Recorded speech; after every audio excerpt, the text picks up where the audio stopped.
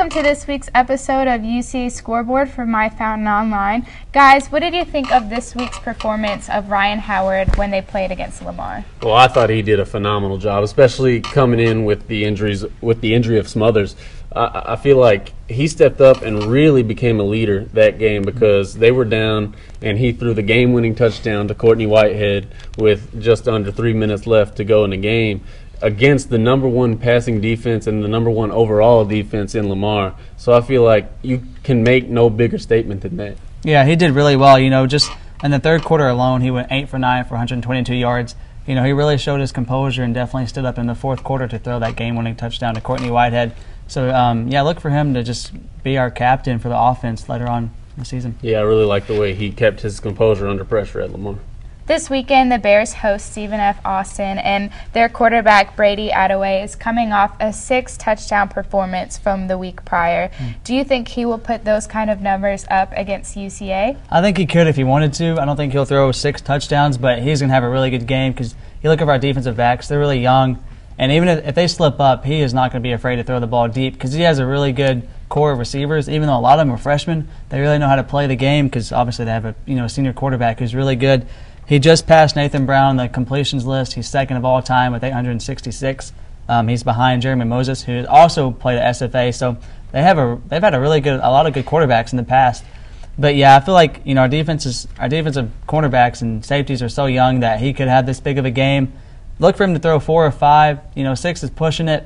I think he'd get close, but he's probably going to have a really big game. Yeah, I think he definitely does have the potential. But UCA is more of a run-stopping defense, and they're #2 in the Southland Conference in rushing defense, and they're #4 in the Southland Conference in passing defense. So that really shows where they prefer to stop the run more than they do stopping the pass. But one stat that I have right here is UCA has the #1 and #2 sack leaders in the Southland Conference in Woodard and Gaines. Woodard averaging .93 sacks per game and Gaines averaging .71 sacks per game. So I think that's really going to play a huge role with that front four getting to Brady Attaway. And I think if they can get pressure on him, he might only throw 3. Maybe not even 3 if they can get that much pressure on him. And I think that's definitely the key to stopping him throwing the ball down the field. SFA has a really big offensive line, obviously, or he wouldn't be able to throw for 337 yards and 6 touchdowns like he did last week.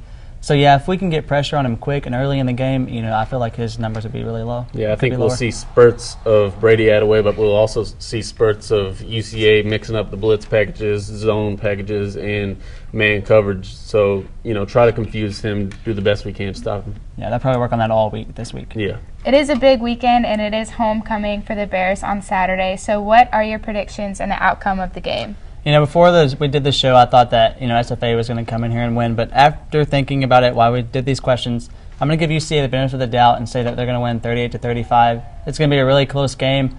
It may come down to a field goal like the last game did, or a late run for UCA. But it's going to be a really good game. It's going to be a really good game for the homecoming crowd to watch because there's going to be a lot of people here to watch it. Just hopefully UCA can come out on top because if you look at the schedule later on down the road, it gets really tough. So look for this to be one of UCA's few wins the rest of the year. Yeah, there's going to be a lot of offense in this game. It's going to be actually probably the opposite of the Lamar game where we saw a whole lot of defense.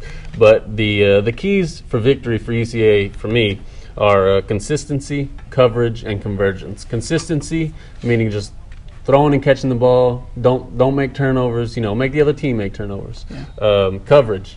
Cover your receivers at all times because if you slip up even once, Brady Attaway is going to throw a touchdown right over your head.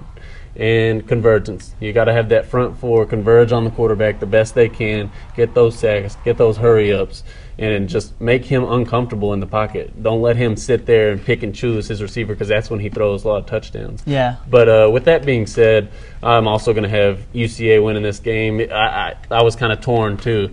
It's a difficult choice, but I have UCA winning 45-33 in a shootout. Yeah, we just need to go out there and have fun. I know we've lost a couple people or several guys this year. Obviously, 2 big ones with Chase Dixon and Winrick Smothers. Just go out there and have fun and play fundamentally sound football and just not put too much thought into the game. Just have fun, play it.